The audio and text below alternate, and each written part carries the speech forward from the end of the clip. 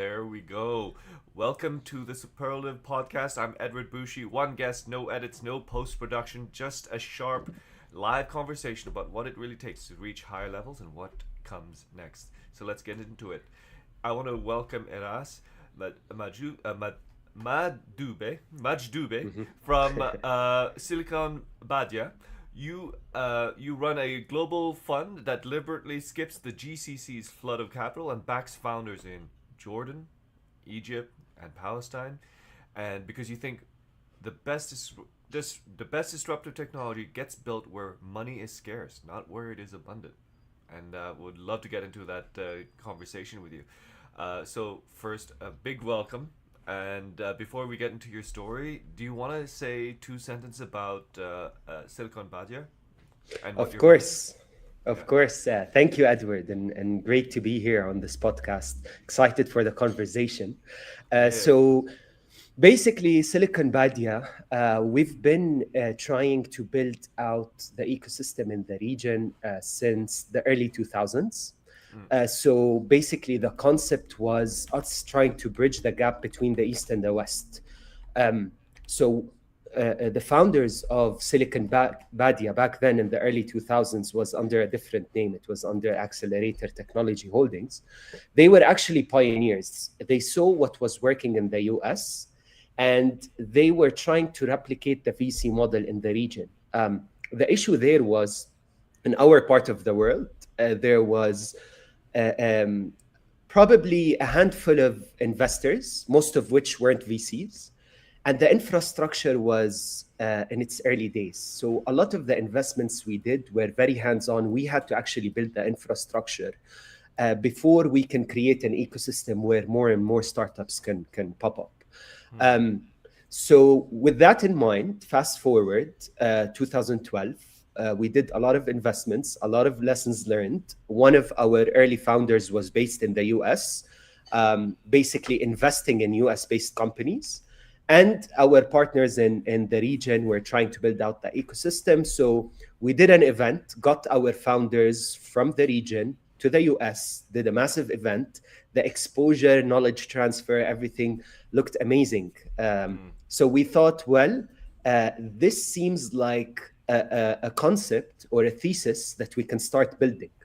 mm, So fast forward, as I mentioned, we officially started the Silicon Badia brand in 2012. It mm, was two funds working in parallel. MENA focused fund, specifically investing in Levant. So we were doing Jordan, Egypt, Lebanon, and Palestine to an extent. mm, And in the US, we were investing in earlier stage companies. So today we have about over 120 investments. We have close to 35 exits, a majority of which are in the US, but we have some very good exits out of the region. mm, And the reason is we started to see our thesis materialize. So with AI, with the ease of scaling technology, with the low cost bases in our markets, we were able to compete in mature markets, win over competition, and eventually get acquired. mm. So finally, we're seeing the thesis work and excited to continue on that front. Yeah, that's what I am very awed about the story that and the narrative that you just shared, because you know what it reminds me of, um, founders and people going to other countries, learning from the best, and then coming back to build companies. And it's very poignant because that's what's happening in FIFA, right? Like we're in this Mm. realm of football players being grown local, well, they develop locally, but they learn in other countries, and then when they come back, they become really good players for their nations. So yeah, I love that 100%. analogy. Yeah. 100%. And I totally agree, Edward, because you hit the nail on the head. So just looking at, for example, team like the Moroccan team, Egyptian team, etc. A lot of these players, as we were discussing, were long-term investments. So Mm, they were actually exposed and they were promoted to play in clubs abroad, gain the exposure, and then come back and compete globally. And I think Mm. that's what we're seeing in the region. So now, Edward, we're doubling down on our thesis. And Yeah. since our early markets were Jordan and Egypt, we Mm. started expanding further. So today, we're doubling down on North Africa. So Yeah. our DNA is basically unlocking markets and looking at markets like Tunisia and Morocco, for example. What you just said, kind of gaining exposure, diaspora founders coming back, starting their own businesses, employing people on ground in their home markets and competing globally. That's what we saw with Tunisia and Morocco. So Mm. Tunisia, if you look at it on an overview, it's a relatively small market, but it has two of the biggest tech exits out of the region. And this Whoa. was because of the local to global approach. And that's how we're tackling that. So now, doubling down on Egypt, Tunisia, Morocco. So we're going to focus on those markets, create more success stories out of there. By the way, we were one of the first regional investors to enter those markets, which we're very excited and proud of. Mm. And we have exits from there, which made our conviction even stronger. So we're going to double down on those and then continue on Levant. Now, just to Yeah. mention something on the GCC, the beauty of us being one of the first VCs in the region is we have a database of one of the largest databases of co-investors. So we have a lot of partners on ground in the GCC to help Mm. our companies expand there. But there is no kind of gap in terms of the funding spectrum. So we didn't believe our local to global thesis and our DNA would actually fit in those markets, but rather unlock untouched markets and create success stories from there. Mm. So I feel we jumped the gun here because like, could you paint the picture for like how the investment scene was was before you guys arrived? Because also, Mhm. I'd love to know your background and how you got into VC at us because like as you're describing it, right? Like it sounded like it didn't succeed in a very scalable way or meaningful way before you guys. So we'd love to like hear your backstory and like how it was like when you came in. Amazing, amazing. Very good question. And I think both stories go hand in hand. So Mm. I'll start with just a quick background about myself, and then we'll talk about the early days of the ecosystem in Silicon Valley. Yeah. So basically, when I went to pursue my studies in the US, I was actually trying to find a university that offered an entrepreneurship degree. The concept of entrepreneurship was to an extent very early in its days in the region. So it Mm. was very exciting for me to go to one of the universities, and my professor was a serial founder who exited previous companies and had the expertise that I needed. It was more Mm. of practical rather than theory. And this is where I fell in love with the whole kind of ecosystem. But I started from the entrepreneurship startup world. Mm. So in order to pass the last year, we had to start our own businesses. Mm. And it was really thrilling to basically go out, start your own business, try to raise capital. It was very kind of hands on and it was very competitive because I was competing with locals who had their own networks in the US, and I had to develop it as a foreigner. And I was Yes. able to do so, which was amazing. Um, Ended up actually passing.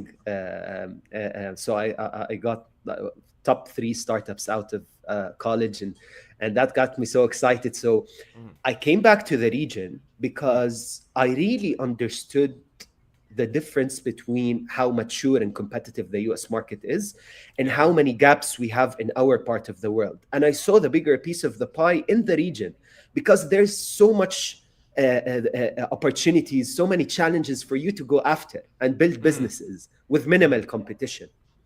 So came back to the region, started meeting people in the ecosystem, mainly VCs, a few of the founders, and I started realizing that the infrastructure was still very early in the day. So it was Yeah. very hard for you to kind of build, for example, a fintech company. Regulations were so difficult to navigate through. It Yeah. was really hard for you to open a startup. Yeah.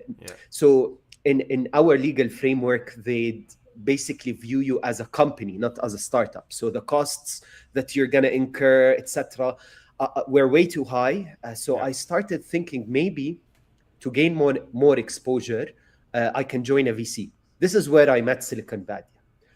So Silicon Badia, the beauty about the team of Silicon Badia, since they were builders from day one, they didn't actually tackle the whole kind of investment landscape as the Shark Tank model or the Western model. They were actually Okay. builders. So we had, for example, an open door policy to any founders, even if we don't invest, to help them scale, to help them with our network, etc. So we were also builders.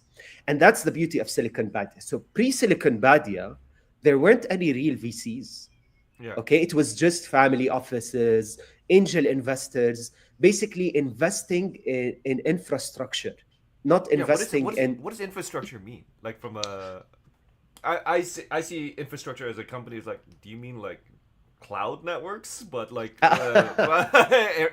Eras, what do you mean like by that? Okay, Yeah. okay. So infrastructure can be a few things. So, Yeah. for example, one of our partners Yeah. and the CEO, who was an ex ICT minister, he actually built the fiber optics infrastructure in Egypt for the internet.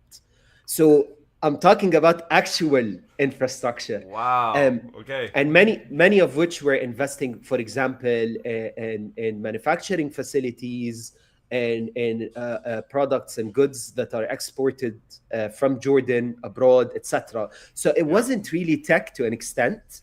And then when we started investing in the fiber optics infrastructure, in the logistics infrastructure, etc., this was where you created basically the right fundamentals for the second generation of startups to pop up.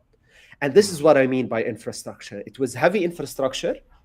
That was pre-Silicon Badia when we were under the name of Accelerator Technology Holdings. Uh, there are so many examples about different infrastructure investments, many of which ended up Edward, or a lot of which ended up failing because there wasn't any access to follow-on funding. So we actually went to the US to bring investors like Intel, for example, to invest in regional companies. So there was a massive gap from the investment side and the infrastructure side. Fast forward today, the infrastructure is much better, more developed. Follow-on funding is almost abundant in the region. So the fundamentals are there for the third generation of companies to pop up. And there are success stories, knowledge transfer, flywheel, ex-founders who Wow. exited companies, reinvesting in new companies, second ventures, etc. And that's what we Yeah. love to see. Could I like I love that you have like different like taxonomy for lack of a better word to describe the different startups. You mentioned it first level, which is basically infrastructure companies, and second level I guess is like companies that just use the infrastructure or resell it or repackage it. But what does a third level startup mean? Amazing. Okay, Yeah. so just like you said, Edward, so the first level was the infrastructure. Yeah. Second level was anything that's built on top of that infrastructure. So think of, for example, marketplaces. Ah, Okay. yes. Yeah. For example, Like let's say eBay or something. e-commerce. Yeah, eBay, for example, Amazon, etc. We have Yeah. a few investments here and there that are also marketplaces where you're just the mediator, and you take a cut of each transaction that happens between the supplier and the buyer. And then the third level is basically what SaaS, for example, and to an extent AI.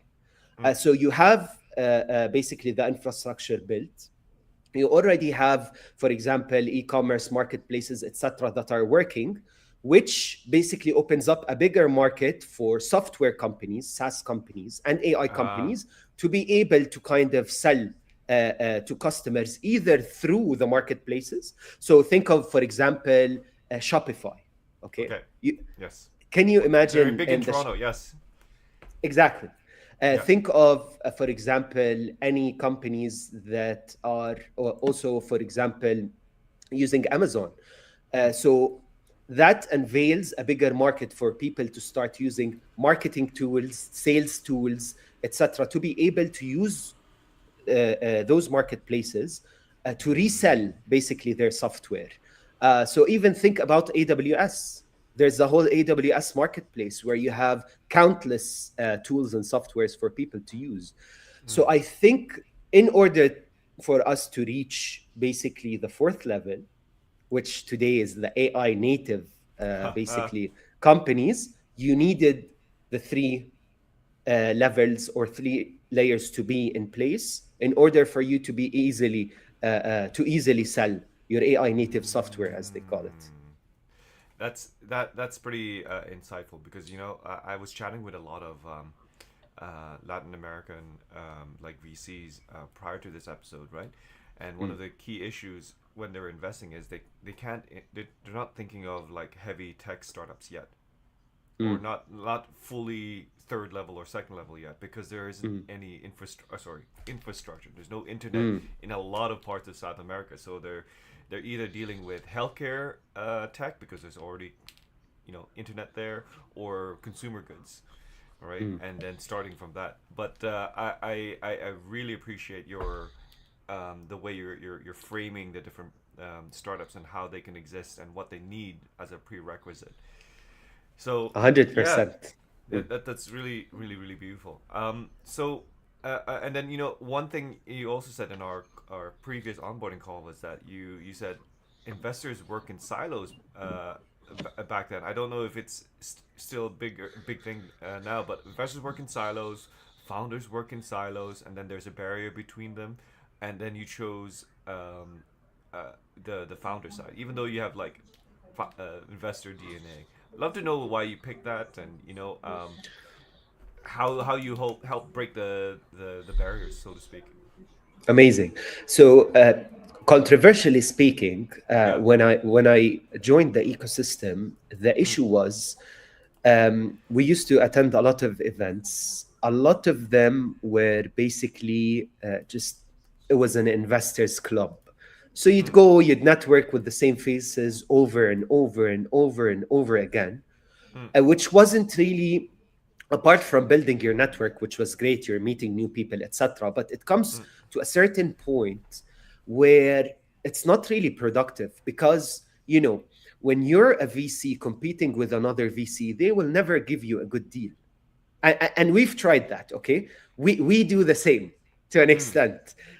Because when you have a great deal, you want to double down on it. You want to bring big names from abroad to help those companies scale. So you don't really want to give that same deal to a regional competitor as mm, in this context. So that's why it came to a point where it's just an investors club.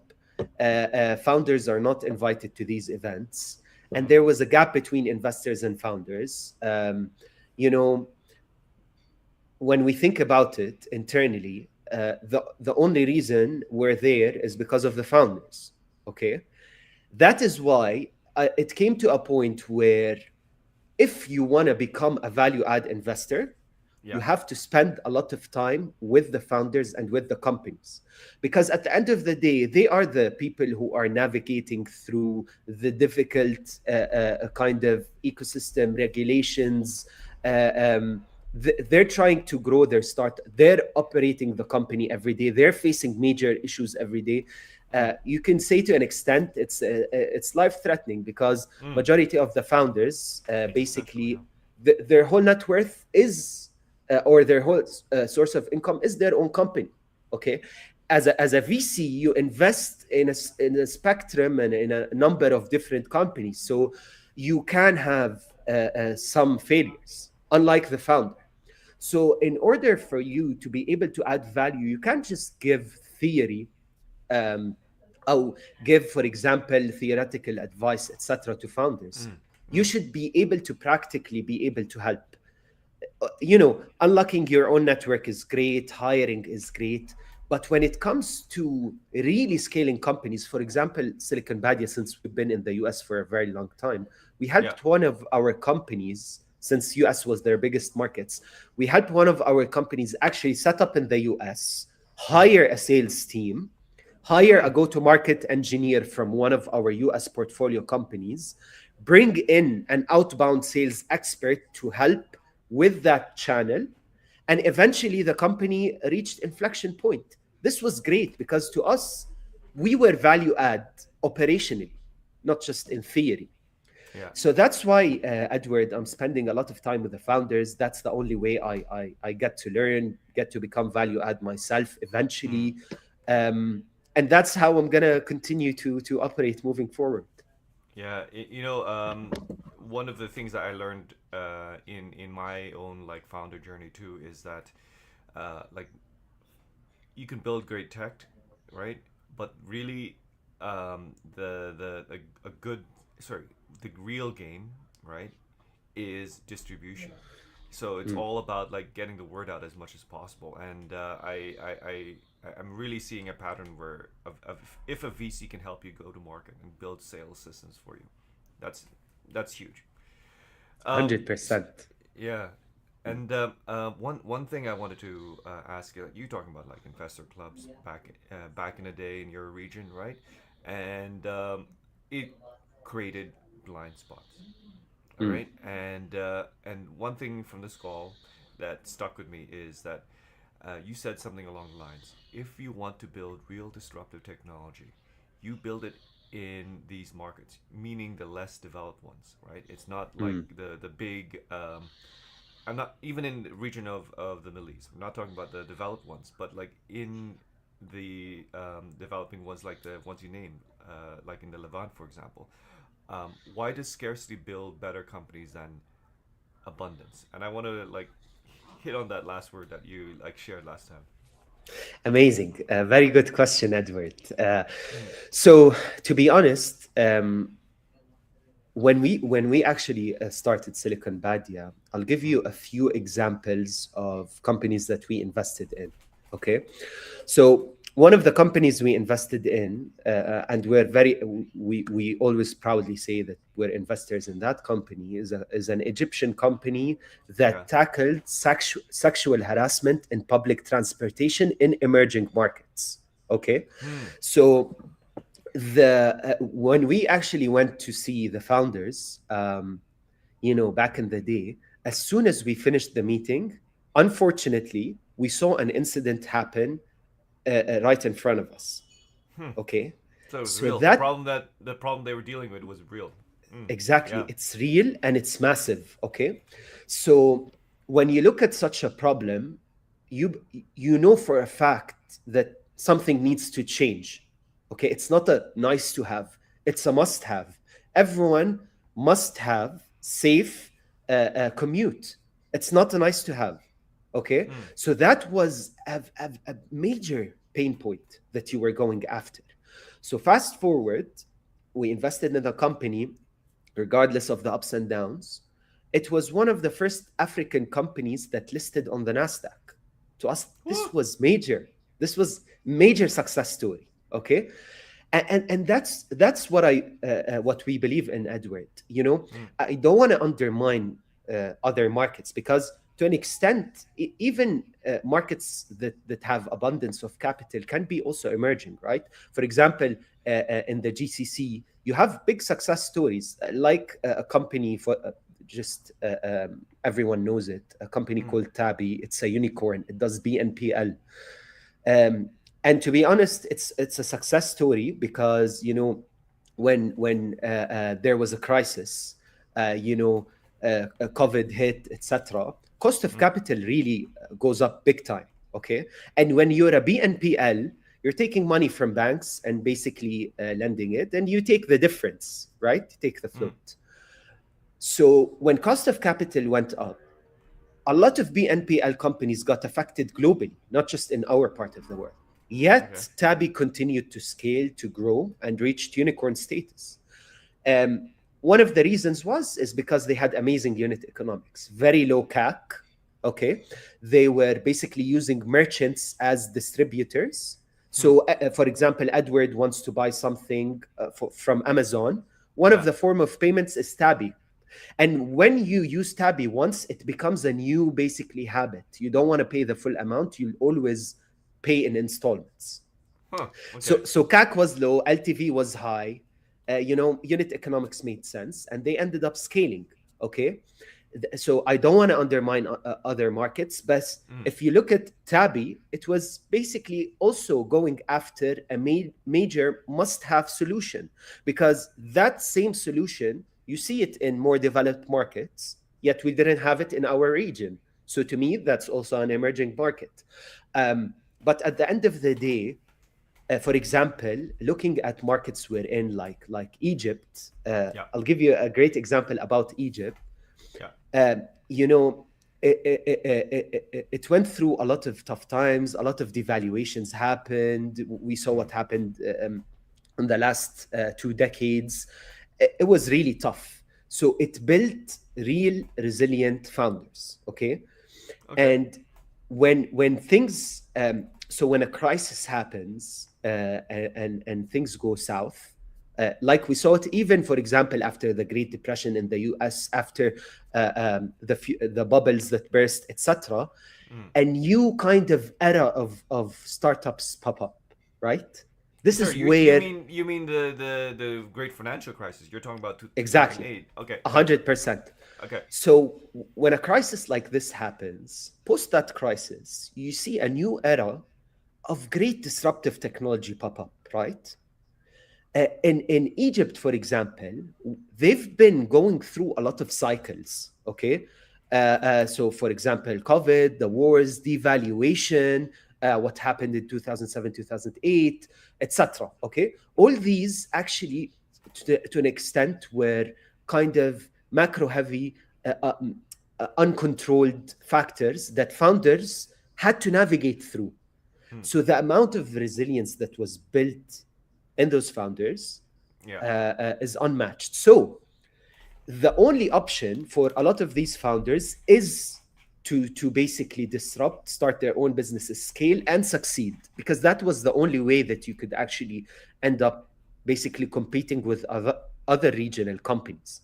So Hmm. failure was never a plan B in those Hmm. markets, given, of course, the market conditions, given the high population, given the basically low source of income.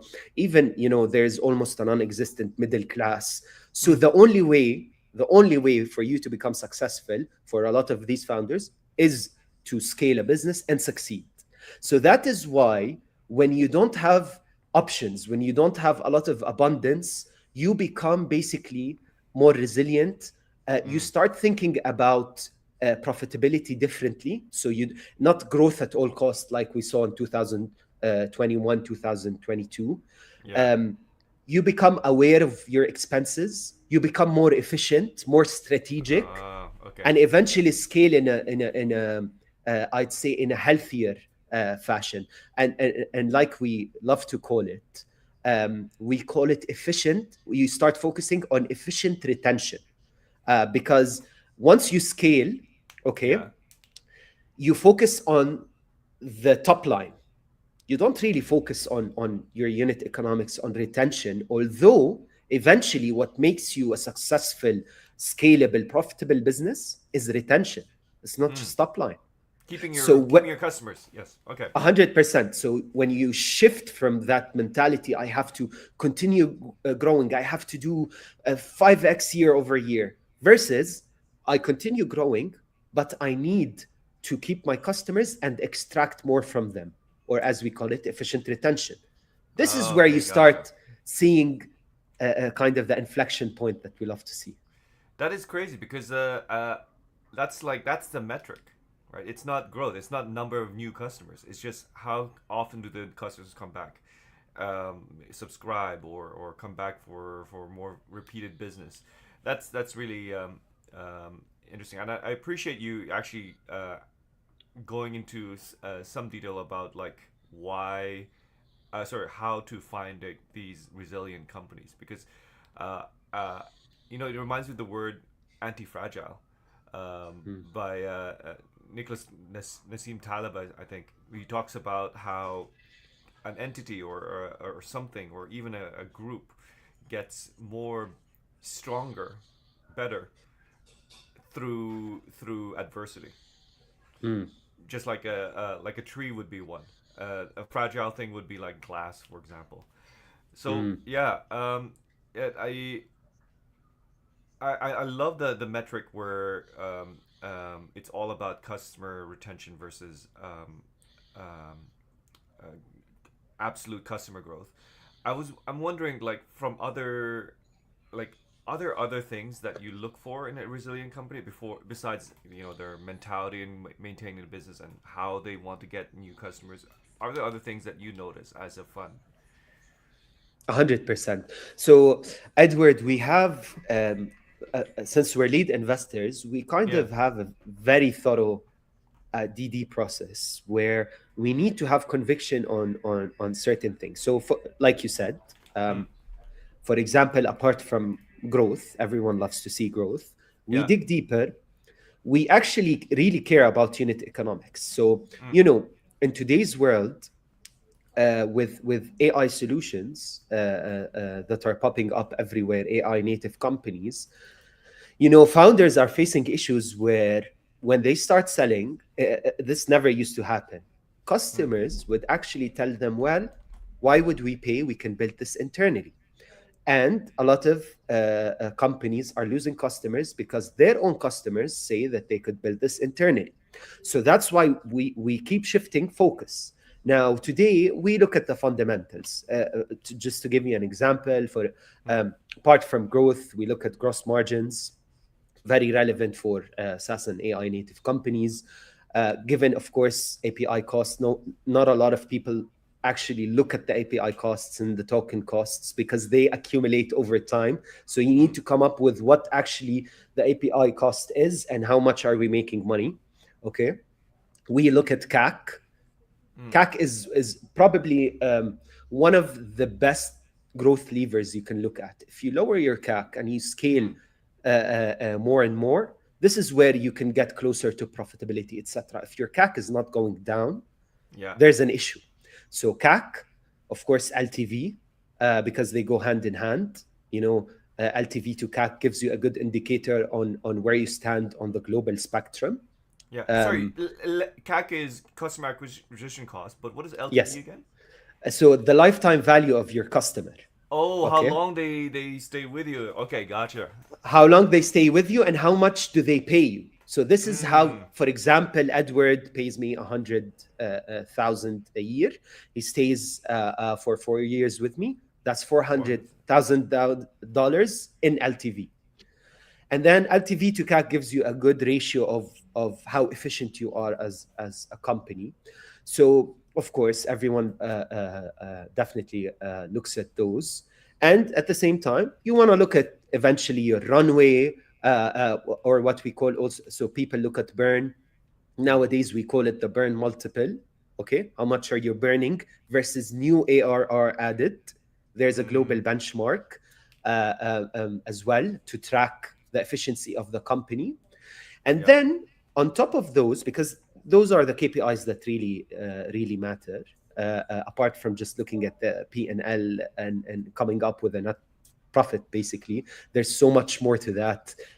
You need to look at the cash flow as well, just to make sure companies heading in the right direction. Um, so we look at some. We never care about the TAM. So we never care about the total addressable market. We look at the serviceable obtainable market. Okay. So, for example, Edward says, I'm going after a $50 billion global market for financial institutions. Well, that's okay. It's a big market, but that means there's a lot of competition. And how are you going to compete? So it's not a great indicator that you're going after a massive market. I'm a believer in basically monopolizing your own niche. So Mm. if we take it a step further, we do our own exercises internally and ask the founders to do so. You basically tickle it down and use a bottom up approach. So how many financial institutions in the region are you going after and which markets? So, for example, Edward tells me I focus on Saudi, UAE, Bahrain, etc. Okay, so how many financial institutions? Okay, Yeah. of those, what are you going after? The big ones, mid market, small ones, etc. And then after that, so mid market, let's say, how much are they willing to pay for your solution? If you're saving them, let's say 10 to 15%, what's your cut of that per customer? Are Mm. there any competitors? No. Okay, great. How many financial institutions? Let's say, for example, 100. So each customer is willing to pay 10K. So 10K times 100, this is your serviceable, obtainable market. This is what we care about. Mm. And this is how we know if it's a Oh. big opportunity or not to begin Oh, with. that's so interesting. You actually calculate it from the bottom. The service addressable Exactly. value from the bottom. I am you know what, I hope to make a clip out of this when I get the chance. Like, this is really good insight, and I really appreciate you sharing this. So you know, one, I want to um I guess make an argument against what you just said, right? So Mm, you're focusing on unit economics and profitability, so to speak. One thing you mentioned to me in the onboarding call is that the some countries in the GCC, right, mandate, right, high mm. valuations and high exits. Doesn't that make things hard for the companies to perform because their goalposts are, so to speak, are so high, right? Like, and doesn't that Mm. distort the market? I just want to see get your opinion on that. Maybe I'm wrong. Mm. So amazing, amazing question. And it's honestly, Edward, a big issue that we're facing. Mm. And to be honest, I think it's also a regional issue. Okay. Uh, um, so let's look at, for example, Middle East and North Africa, the markets we're operating in, because there are companies from North Africa or Levant as well that are operating in more mature markets like Europe, US, and the fact that they're local to global, they end up claiming that they want a much higher valuation.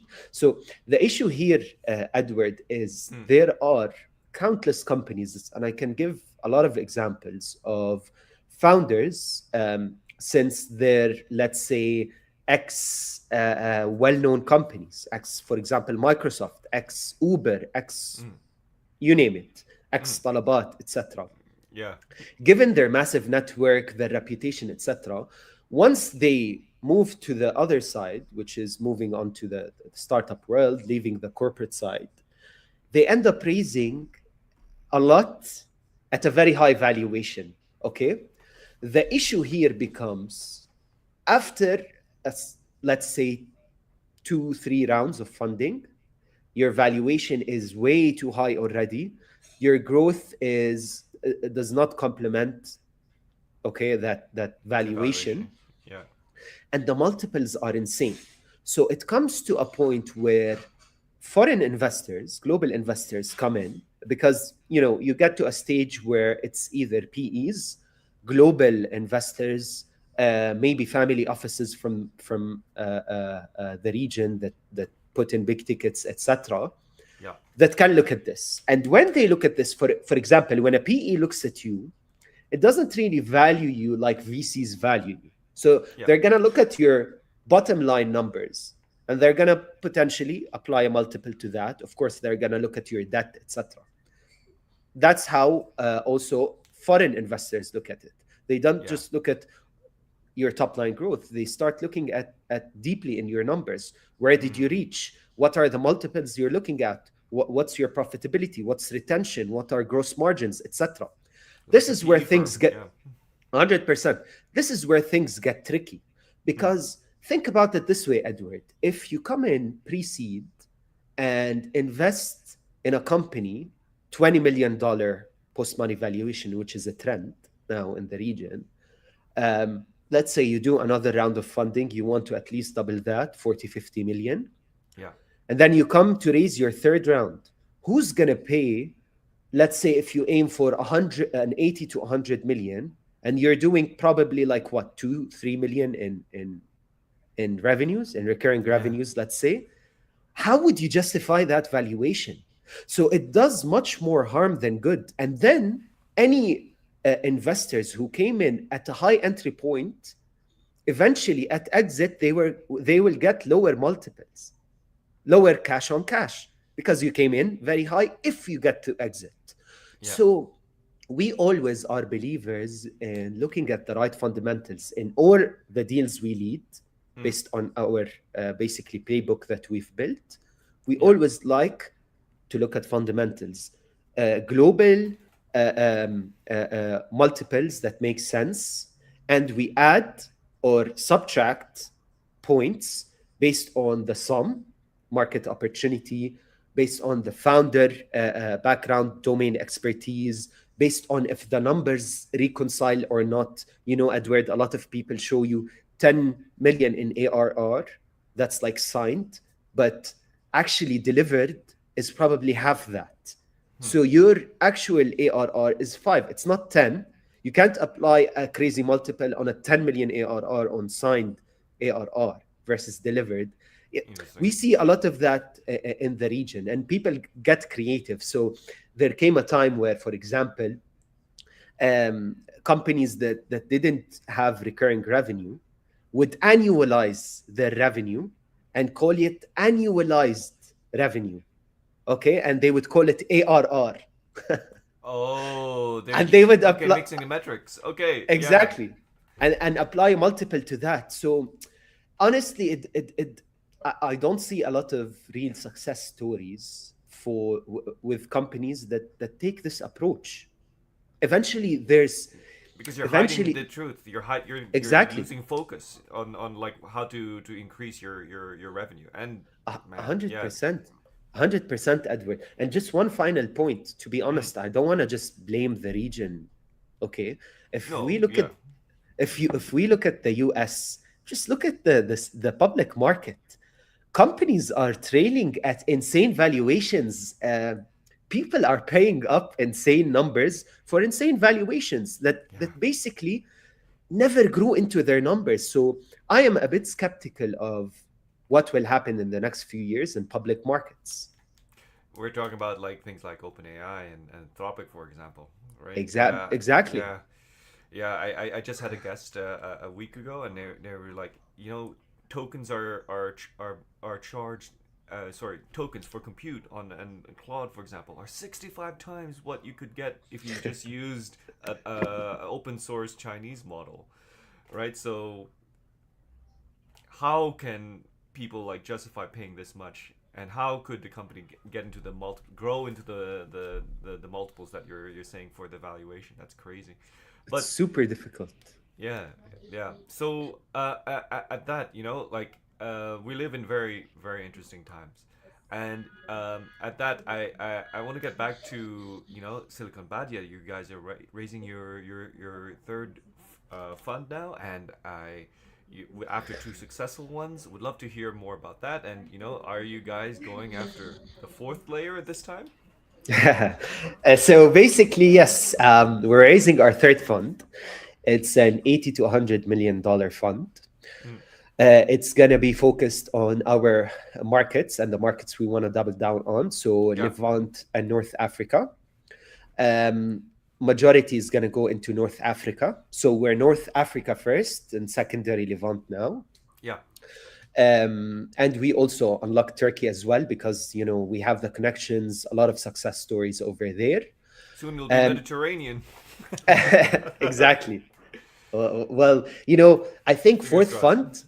fourth fund, I think we're going to eventually tap further into Africa. I think, Mm, this was our DNA from day one, unlocking mm, emerging markets. I think we're going to continue that trend, but we'll see where okay, things okay. go.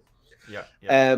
So we're gonna continue what we've been doing. So we're gonna focus on local to global companies.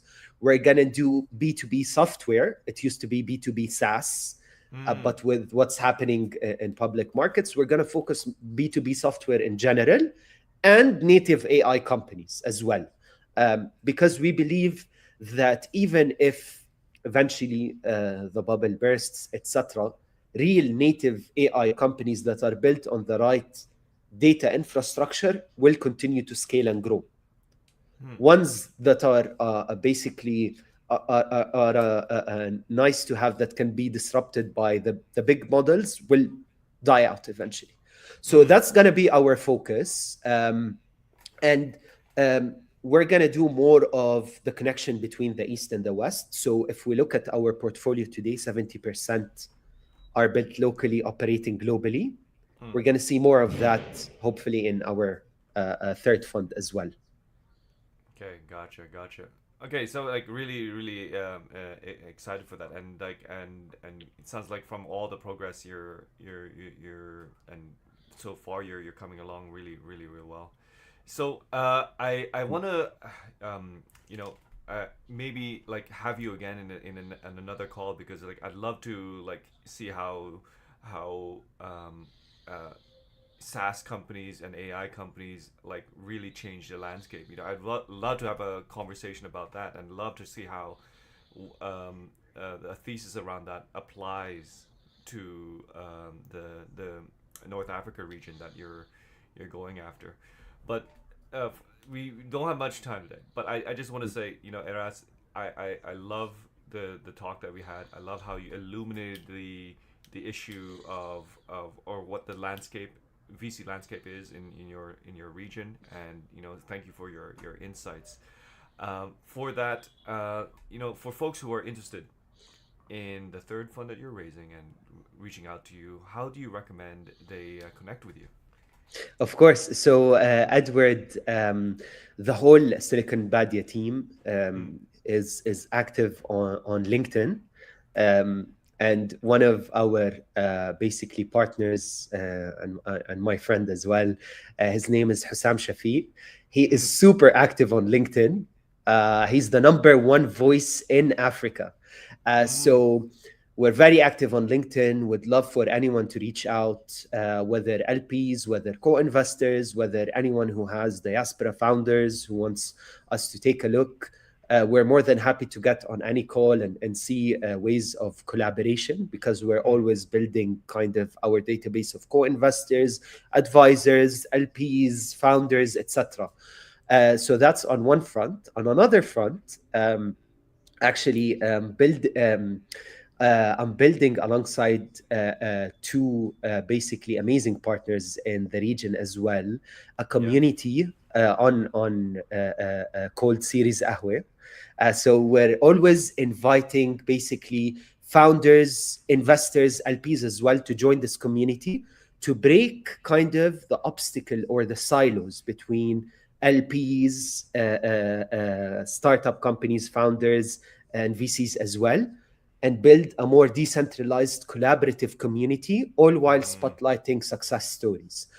Hmm. Um, so we are always reachable in so many different ways, and then happy to take any conversation. Yeah, yeah, amazing. So yeah, I'll after this call, when I post the show notes on the meeting, I'd love to post that any links that you may have to this community Amazing. you're building. So Beautiful. yeah, at that, ladies and gentlemen, thank you for stopping by at the Superlative Podcast. Uh, this is Eras Majdoubeh from Silicon Badia. Eras, thank you for joining us. We'll end the Thank you, podcast Edward. here. Thank you.